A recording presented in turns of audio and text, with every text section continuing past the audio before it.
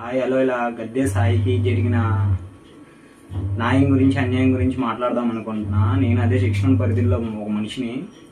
నా పేరు మహంకాళి చందు అంటారు, అలియాజ్ పూరి అంటారు. ఆ రోజు పిల్ల సాయి అనే వ్యక్తిని తీసుకొచ్చినప్పుడు అదే రోజు నేను స్టేషన్లో ఉన్నాను.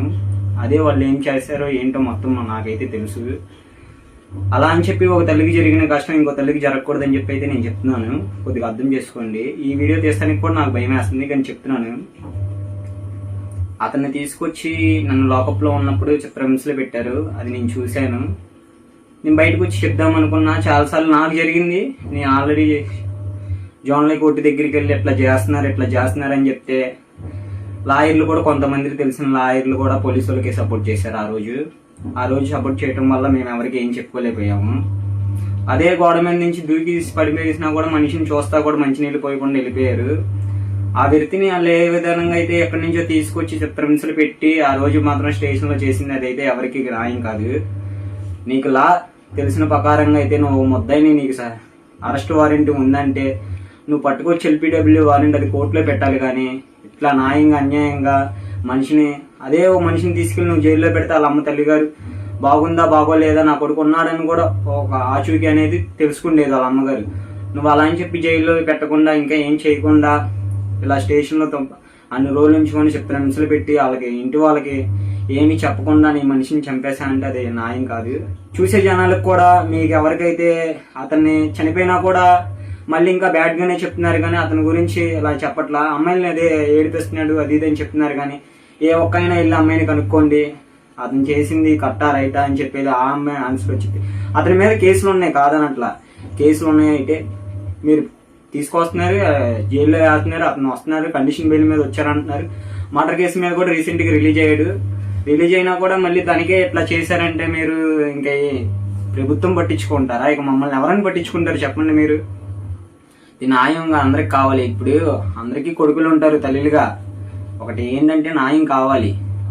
అతన్ని చంపమని పైనుంచి ఆర్డర్లు అయితే పంపించలేదుగా, అతన్ని చంపమని పైనుంచి ఆర్డర్లు అయితే రాలేదుగా. నువ్వు ఆర్డర్ రాకముందు నీ ఇష్ట ఆ రోజైతే తీసుకొచ్చారండి. తీసుకొచ్చిన తర్వాత పైన సీలింగ్లు ఊడిపోతున్నాయి అని చెప్పి నేను అన్నాను. పైన ఫ్లైట్ అనేది వేస్తారనమాట.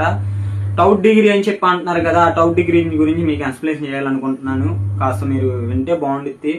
ఆ టౌట్ డిగ్రీ అనేది ఎట్లా అంటే, ఇప్పుడు చాలా మంది టౌట్ డిగ్రీ అంటున్నారు, కానీ టౌట్ డిగ్రీ ట్రీట్మెంట్ ఎవరికి తెలియదు అసలు. అది ఇప్పుడు మన టౌట్ డిగ్రీ అనేది ఎట్లా అంటే, ఒక డ్రై ఐస్ లాంటిది.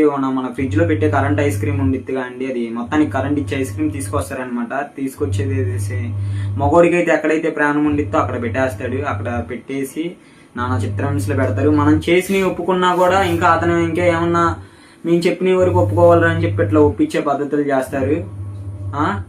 మేమేమన్నా ఇట్లా కోర్టులో మేజిస్ట్రేట్ గారికి ఇట్లా చెప్తామన్నా కూడా మీరు చెక్కొచ్చిన తర్వాత మీ మీద అయి పెడతాం మీ పెడతామని బెదిరిస్తారు. తెలుసుకోడా అండి, ఇది ఎవరు పట్టించుకోకపోవటం. మనిషి చావండి మామూలు విషయం కాదు. చంపే హక్కు లేదు మనకి రాజ్యాంగంలో రాసినంత పరగన. అండర్ 9 ప్రిజనల్ మాత్రమే అతను.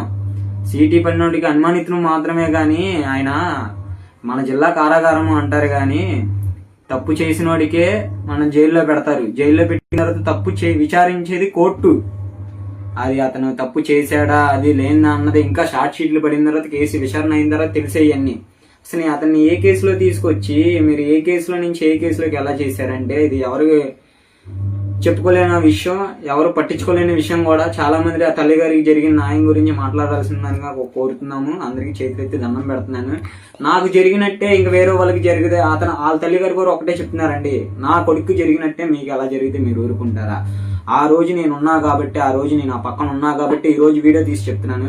ఈ వీడియో తీసినంత మాత్రాన వాళ్ళు నన్ను ఏదో చేస్తారని ఇదేం కాదు. ఎవరన్నా చనిపోవలసిన వాళ్ళమే మనుషులు అన్నాక. ఎవరు భూమి మీద శాశ్వతంగా బతకం. కానీ తప్పులు చేస్తా ఉన్నా కూడా ఈ అధికారం పట్టించుకోవట్లేదు. ఈ అధికారం ఏమైపోయింది, అధికారం ఏంటి, యూత్ ఏంటి? అదే ఓట్లు వేసేటప్పుడు అమ్మ ఏం చెప్పి అడుగుతారు. ఓట్లు వేసిన తర్వాత గెలిచిన తర్వాత ఇంకోలాగా చేస్తున్నారు. అది మనకి మనలో ఉండిద్ది. మనం ఓటు వేసేటప్పుడు మనలో ఉండాలి. ఏది మంచి ఏది చెడ్డో మనం ఎలా అని చెప్పి అలా మాటలు వినేసి అలా పడితే అలా చేస్తున్నాం. అది కరెక్ట్ కాదు. అతని గురించి 28వ తారీఖు 29వ తారీఖు చెప్పారు.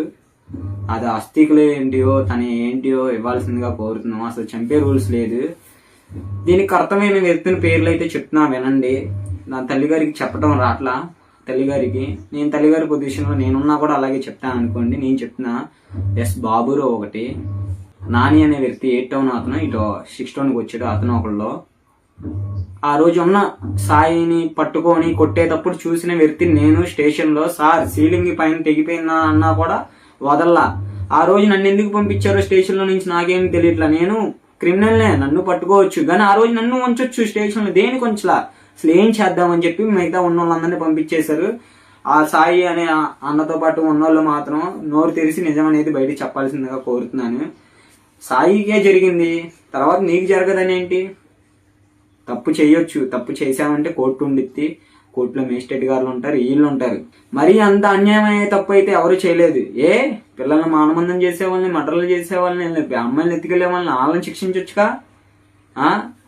మన రాజకీయం రాసింది ప్రకారంగా, మన రాజకీయం రాసినట్టు మనకి చంపాలని రూల్ లేదు. రూల్ నువ్వెందుకు తీసుకొచ్చో, నువ్వెందుకు పెట్టావు అని అడుగుతున్నాం మేము. దానికి చెప్పాలి ఆన్సర్. చెప్పపోతే అండి ఏదో చేస్తారు. ఇయే కాదండి, సిఏ గారు చాలా చేశారు, చాలా వరకు బయటికి రాలా. ఇది కనుక న్యాయం జరగలేదనుకో, ఎక్కడ దాకాలలో అక్కడ దాకా వెళ్తాం. ఒక చావుతో ఆగేదైతే కాదు ఇది, చెప్తున్నాను. ఒక తల్లిగా ఆమె ఎంత బాధపడుతుందో అందరం చూస్తున్నాము, అంతా వెళ్తుంది, వీడియో మొత్తం బాగుతుంది. అలాంటిది నువ్వు మనిషిని తీసుకెళ్ళిపోయి మనిషి తల్లిగారికి ఒక ఆఖరి చూపు కూడా చూపు కట్టకుండా నువ్వు అయ్యి అని చెప్పి డబ్బులు గిబ్బులు అని చెప్పి అయ్యి ఏం చేద్దామని? నీకు యూనిఫామ్ ఇచ్చింది 5 ఏళ్ళతో అన్నం తినమని, నలుగురికి మంచి చేయమనే కానీ నలుగురిని చంపేమని అయితే నీకు ఉద్యోగం ఇవ్వలా.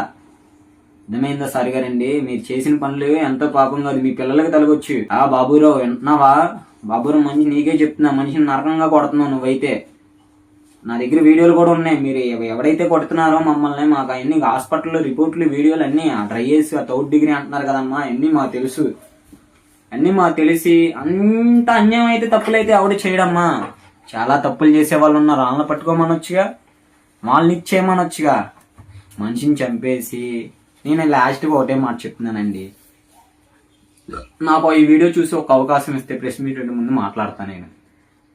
లేదు కూడదు అంటే మీ పని మీరు చేసుకుంటా అంటే, ఆ రోజు మాత్రం అతనికి జరిగేటప్పుడు మాత్రం నేను పక్కన ఉన్నా, పలానా డేటు, పలానా తారీఖు, పలానా రోజు, పలానా దగ్గర నుంచి నన్ను తీసుకుని వెళ్ళారు, పలానా గవర్నమెంట్ హాస్పిటల్ నుంచి నన్ను తీసుకుని వెళ్ళి అట్లా అయ్యి అని చెప్పి మాయమూర్తులు పెట్టి స్టేషన్లో అయిందని పిల్లసాయి అనే వ్యక్తిని నేను చూశాను, అతని బాధ చూశాను, అన్నీ చూశాను. అతనికి ఏం చేశారో కూడా నాకు తెలుసు.